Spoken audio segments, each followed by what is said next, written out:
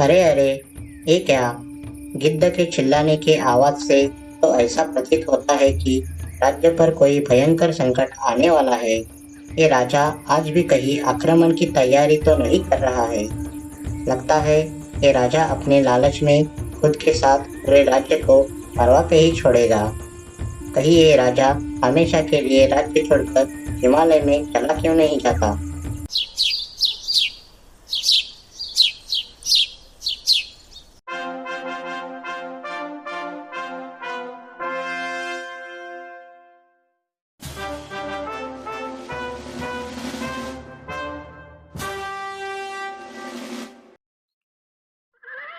बरसों पहले की बात है। उत्तर की दिशा में राजा लालापति वाराणसी में राज करता था। राजा लालापति बहुत ही संपन्न था। उसके पास धन की कोई कमी नहीं थी। सारे भंडार हीरे मोती माणिक सोना चांदी आदि कीमती वस्तुओं से भरे पड़े थे। लेकिन वो हमेशा असंतुष्ट रहता था। एक एक करके उसकी इच्छाएं पूर्ण हो गई थी।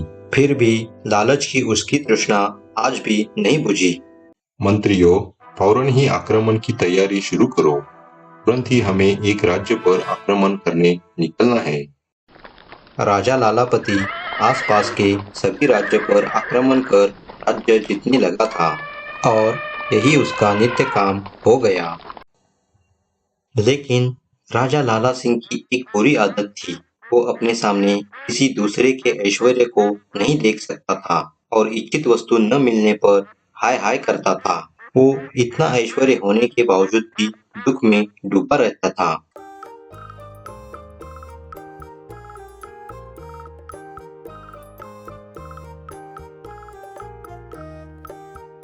राजा की जय हो, राजा की जय हो। राजा बहुत ही प्रसन्न हुआ। राजन, मुझे आपसे कुछ जरूरी बात अकेले में करनी है।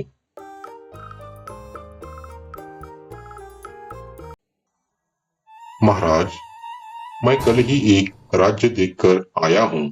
वहाँ अनंत संपत्ति है, जमीन उपजाऊ है और तो और वहाँ मैंने देखा तो हर घर घर में सोना बरसता है। आप उस प्रदेश को जल्दी से जल्दी अपनी मुट्ठी में कर लीजिए ताकि कहीं वो राज्य आपके हाथ से छूट न जाए। इतना सुनते ही राजा राज्य और अनंत संपत्ति के लोभ में अंधा हो गया। वो तुरंत ही आक्रमण करने के लिए उतावला हो गया। बैरागी इतना कथन कर चुपचाप चला गया। राजा को उसका नाम धाम पूछने का भी ध्यान नहीं रहा। राजा का ध्यान तो कहीं और चला गया था। राजा ने अपने वरिष्ठ मंत्रियों को फौरन ही बुलाया। मंत्रियों, मैंने अभी अभी एक बैरागी से सुना है कि कहीं पर एक बहुत ही संपन्न राज्य है। जल्द से जल्द सेना तैयार करो। उस राज्य को मैं फौरन ही जीतना चाहता हूँ। लेकिन महाराज, ये तो बताइए कि वह राज्य कहाँ पर है? यह तो मैंने नहीं पूछा। बब बैरागी जानता है। वह खुद अपनी आंखों से देखकर आया है। उसी से पूछो, वह बाहर खड़ा होगा। सिपाहियों ने उस बैरागी को बहुत खोजा, लेकिन वह कहीं नहीं मिला। महाराज, वह तो न जाने कहाँ चला गया। सारे नगर में ढूंढने पर भी कहीं उसका पता नहीं चला। चला गया? हाय हाय, वह चला गया और मैं यहाँ चला गया। मैंने उसका स्वागत सत्कार नहीं किया था। संभवतः इसी से रुष्ट होकर चला गया शायद। हे भगवान, इतना संपन्न राज्य मेरे हाथ से चला जा रहा है। अब मैं कहाँ ढूंढने जाऊं? मैंने तो उसका पता भी नहीं पूछा। अब वह कैसे मिलेगा?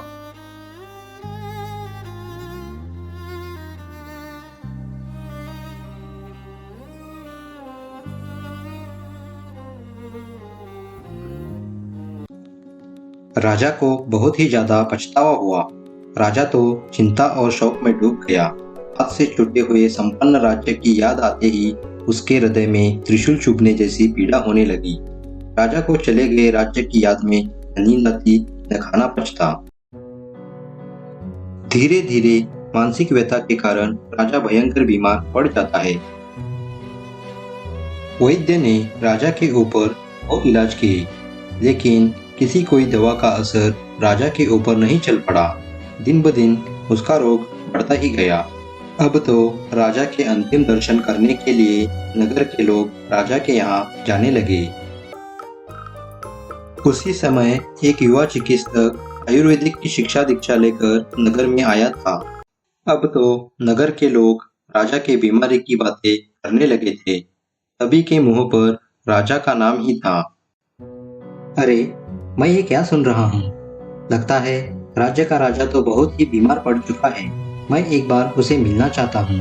शायद मेरे शिक्षा का कोई सदुपयोग राजा पर हो सके। इतना कहकर वो युवा चिकित्सक राजा से मिलने दरबार की तरफ चल पड़ा।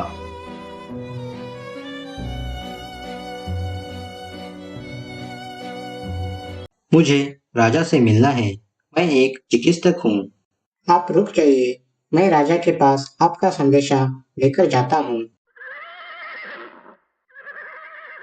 लेकिन राजा ने एक अनुभवहीन वैद्य से दवा लेना अस्वीकार कर दिया और उसे चले जाने के लिए कहा।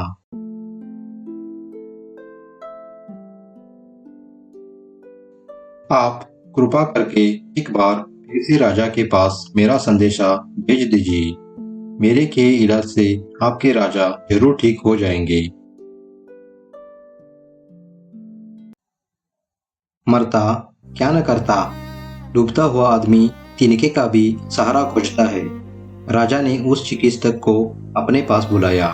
युवक, देश विदेश के बड़े से बड़े वैद्यों ने इस रोग को असाध्य कह दिया है। अब तुम व्यर्थ का प्रयत्न न करो। मैं अब जिंदा नहीं बच पाऊंगा। महाराज, घबराने की कोई बात नहीं है। उचित प्रयत्न से असाध्य भी साध्य हो जाता है। आप कृपा करके यह बताइए कि यह रोग आपको कब और कैसे लगा? अरे अनाड़ी, रोग की कहानी सुनकर क्या करोगे? सीधे सीधे दवा बताओ। महाराज, रोग के संबंध में सारी बातों का पता लगाकर ही उसकी अचूक दवा दी जा सकती है। बिना जड़ की खोज के बिना तो बीमारी का निर्मूलन नहीं हो सकता। एक बार जड़ का पता लगा लिया तो आगे का काम आसान हो जाएगा। राजा ने संपन्न राज्य हाथ से कैसे चला गया, उसके दुख का हाल चिकित्सक को बता दिया। युवक, उस घटना से मेरे दिल को धक्का लगा। मैं भीतर ही भीतर चूर हो गया। दिन रात उसकी ही फिक्र में डूबता गया और धीरे धीरे मेरा स्वास्थ्य बिल्कुल ही नष्ट हो गया। आज भी प्रत्येक क्षण मन में वही चिंता छाई रहती है। अपनी हानि का मुझे ऐसा शौक है कि मैं बता नहीं सकता। हाय हाय, ये कैसी भूल हो गई मेरे से। महाराज, यह बताइए कि क्या इस तरह चिंता करने से आप भविष्य में उस राज्य को प्राप्त कर सकेंगे? नहीं भाई, वह राज्य अब मुझे कैसा मिलेगा? गया सो गया। तब व्यर्थ के लिए आप उसके पीछे परेशान क्यों हैं? आपके पास सुख वैभव की कोई कमी नहीं है। अब ज्यादा की कामना क्यों करते हो? जो है उसी को भोगिए। आवश्यकता से अधिक वैभव की लालसा न कीजिए। जो कुछ आपके पास है वह बहुत है। अब और राज्य को लेकर क्या करेंगे? आपके लिए तो वह सब फालतू ही होंगे। फालतू चीजों के पीछे अपने अमूल्य जीवन को नष्ट करना मूर्खता है। आप तृष्णा को त्याग कर संतोष कीजिए, इसी में आपका कल्याण है।